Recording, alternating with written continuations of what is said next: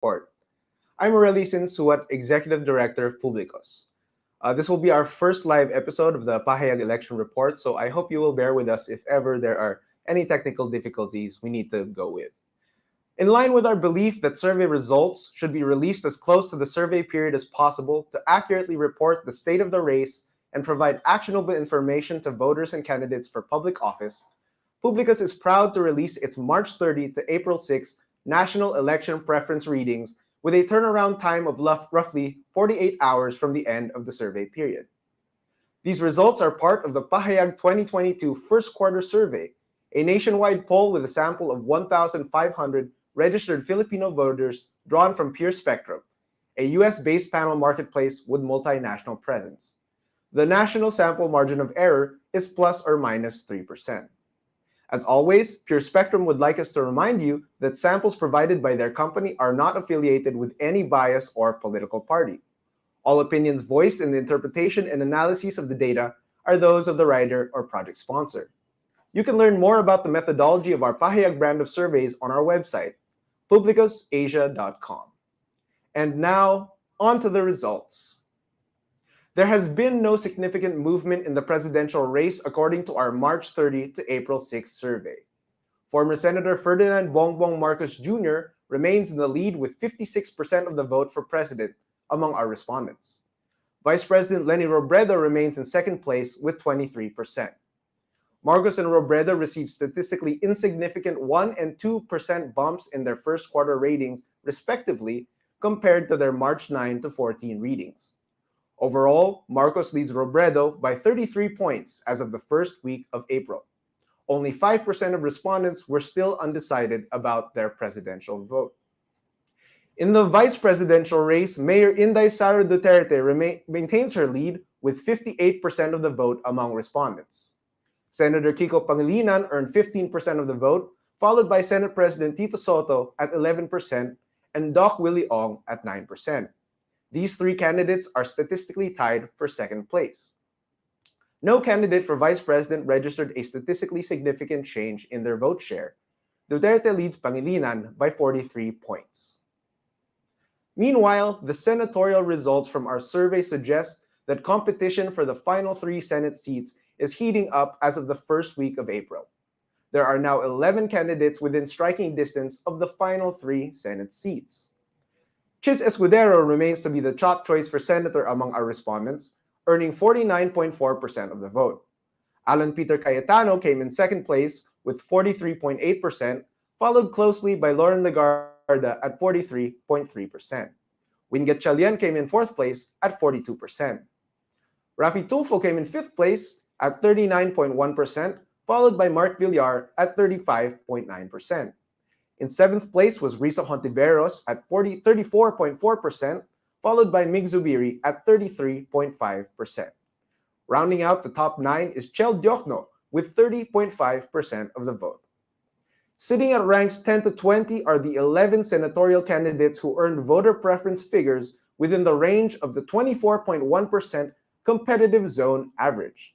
They are Gibo Teodoro at 27.1%, Joel Villanueva at 26.7%, Dick Gordon at 26%, Larry Gadon at 25.7%, Robin Padilla at 25.7%, JV Ejercito at 24.7%, Herbert Bautista at 24.1%, Harry Roque at 23.8%, Sal Panelo, who enters the competitive zone for the first time with 21.1% of the vote among respondents, Jojo Binay at 20.9%, and Gringo Honasat at 19.3%.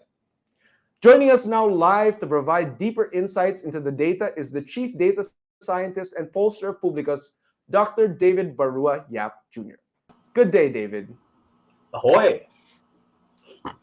Now, David, before I ask you about your insights into the results, I think I would like you to answer a question that is probably on the minds of many viewers.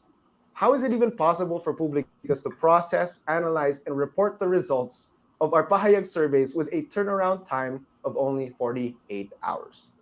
The secret? Coffee. Lots and lots of coffee. I have been on a caffeine IV drip for the past 2 days. Kidding aside, I think it boils down to three things: automation, planning, and teamwork. We use statistical programs and subroutines in order to dramatically reduce the time needed to process large data sets.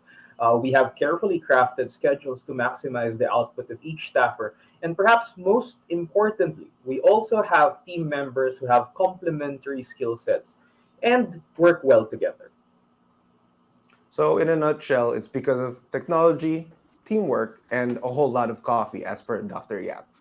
Now, moving Teamwork into makes the our dream work. analysis, precisely, David.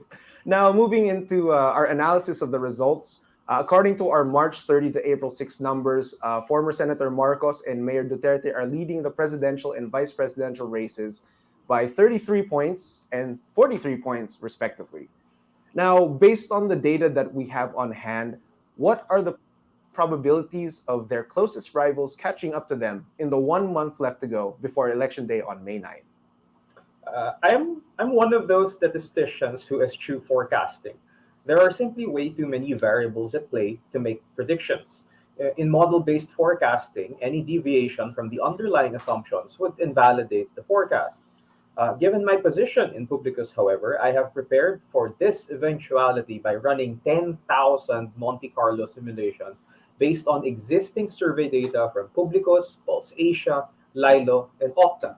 The fundamental principle behind this strategy is to use existing survey data as baselines for potential scenarios as defined by a probability distribution. These 10,000 simulations strongly suggest that Bongbong Marcos is expected to win in the upcoming elections. The same can be said of Sara Duterte in the VP race. Uh, it is important to note at this junction that survey data do not capture command votes, bailiwicks, and party machinery. This is where political party allegiances, local executives, and endorsements of groups such as the INC come into play. All of these make sampling for surveys more challenging in the sense that they affect the overall heterogeneity of the population. At this point, it is important to consider which candidates are getting the support of these major factions and adjust expectations and estimates accordingly. Now, David, maybe for the benefit of our viewers, if you could just explain a little bit what exactly is a Monte Carlo simulation? I mean, you said that you did it 10,000 times. That seems like a lot of work, but how does this help us predict or at least establish the probability of certain outcomes based on a large data set? So the fundamental principle behind the Monte Carlo simulation is that you take a game of chance, meaning any game with predetermined outcomes, all with certain probabilities of occurring.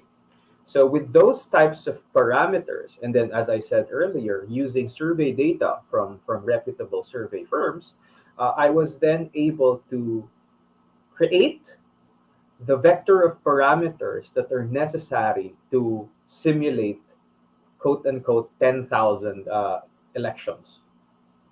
So, in those 10,000 hypothetical or simulated elections, roughly how often did former Senator Marcos and Mayor Duterte win? All of them. I see. Okay. So, I think maybe in this perspective, what does this have to say about the last month of the campaign period? So this is where the game, I think, a large part of the game, I mean the campaign, shifts to more localized settings. So this is where the fight will now go into battles for command votes, bailiwicks, and endorsements of key political and social figures. For the benefit of our viewers, how do we define command votes, David, and how are they different from what we would call market votes? So command votes essentially, in a nutshell, can be viewed as clusters of voters who can be persuaded to vote as a block. That's a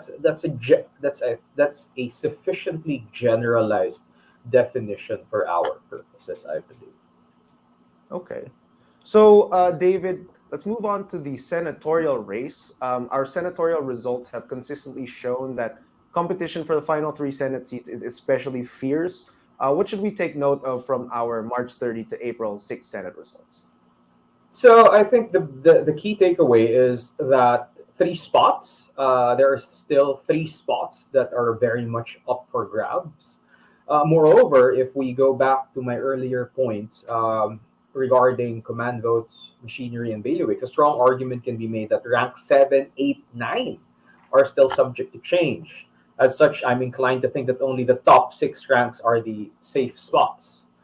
Looking at ranks 10 through 20, we can see several names clustered around the 24% mark. More specifically, all names in these ranks are within 5% of this average of 24. This suggests that they are still within striking distance of the top 12.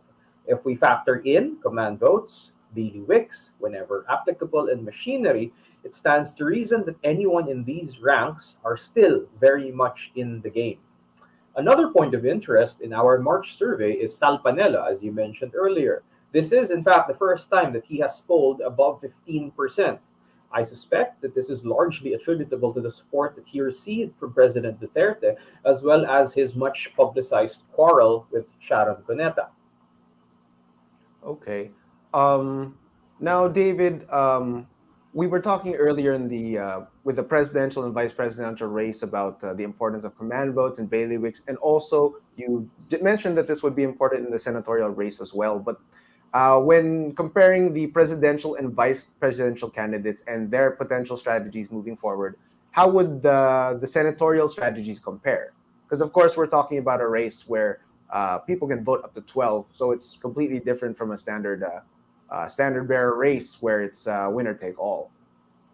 So, as I mentioned before, one of the key strategies that senators, but not candidates for president and vice president, can adopt is to propose relatively more niche, more specific programs, projects, or advocacies.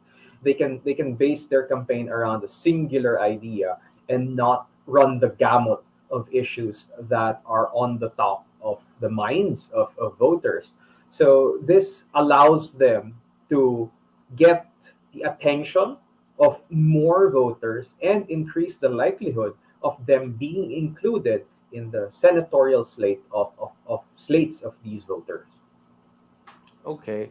But David, just to add, as I mentioned earlier, since the campaign, the local campaign period has started, much of the game has now shifted to local officials. So the challenge now for senatorial candidates is how well they can leverage their existing networks of contacts on the ground. now, David, I think when we're talking about the senatorial results, I just want to focus a little bit on the more technical side because we've been using this concept called the competitive zone since the start of our election survey series.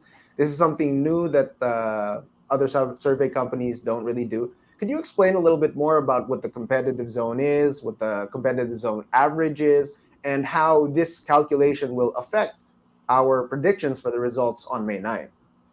So the fundamental principle behind the competitive zone and the competitive zone average by extension is to identify the sort of center of mass of those candidates who are just outside of the top 12. And looking at that center of mass and then looking at the variance, or in this case, adopting a 99% confidence interval in statistical parlance, we can use 5% as a rule with which to define the upper and lower bounds of this competitive zone average. Now, in principle, 5% is a reasonable kind of expectation, given that 5% is roughly 2.5 to 3 million votes, depending on the actual turnout of the elections. And I think that those kinds of shifts can be expected over the last month. Okay. So as a result, that 5% would be enough to upend current rankings given the remaining time left. Okay. So, David, before we go, could you please tell our viewers about the additional data that they can expect to be released next week from our regular first quarter survey? Because just to compare, although it is part of the election survey series, our quarterly surveys are slightly different from our national tracker surveys. They provide a much bigger wealth of data. So maybe, David, you could discuss some of the other modules that we will be releasing next week. So apart from the election-related results, viewers can expect our latest statistics on approval and trust of agencies and national personalities. So these include the top 5 government officials, incumbent senators. We also have perceptions on national issues, and we also have trust ratings of media outfits. We have other modules as well, so I will leave it to our viewers to look at the executive summary and see what catches their fancy when it is released sometime next week. Correct? Okay. It is going to be released next week, right? Yes, it will be released next week, David. We're actually working on producing all of the informative materials so that the general public can better understand the data that we will be providing. So, All without right. further ado, David, Oh, I wait. won't keep you too long. Hang on. Yes. I would just like to take this opportunity to inform our viewers that we would be releasing survey results every week after Easter. That means a fresh survey more or less every week until Election Day, May 9th. This is aligned with, of course, our commitment at PUBLiCUS to providing actionable information on the state of the race to the general public, the media, and to the candidates as well. This is also why I don't want to keep David too long, because I fear he might have a caffeine overdose or something with all the work that he has to do. So I guess we'll close it up here, and we'll leave David Yap to go back to his data cave and sort out some more numbers for us. So thank you again for the insights, David, and we'll see you again very soon because we'll have more surveys soon.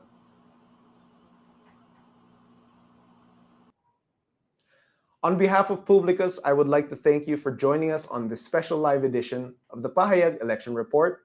To stay up to date with the latest on the state of the race in the 2022 national and local elections, please take the time to like us on Facebook at PUBLiCUS Asia, and please subscribe to our YouTube channel here.